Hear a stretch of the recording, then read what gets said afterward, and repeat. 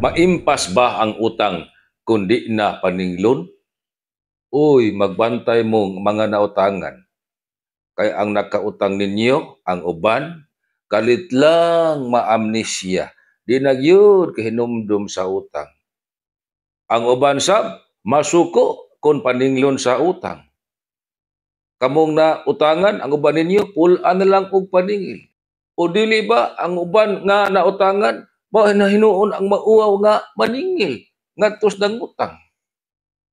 Doon na ba'y tagal ang balaod para paninglon ninyo ang utang? Ang tubag, sumapa sa Article 1144, Paragraph 1 sa New Civil Code. Kung written contract, doon na ba'y kontrata sa pagpangutang, paninglon ninyo ang nautangan sud sa 10 katuig.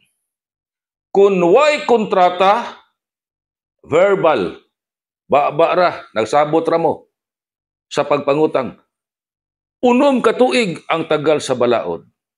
Suma total, kung gisuwat ang kontrata sa pagpangutang, 10 katuig ang tagal. Kung verbal, wa gisuwat, 6 katuig ang tagal sa balaod. Di na ninyo na mapaningil, babay na. Babay na utangan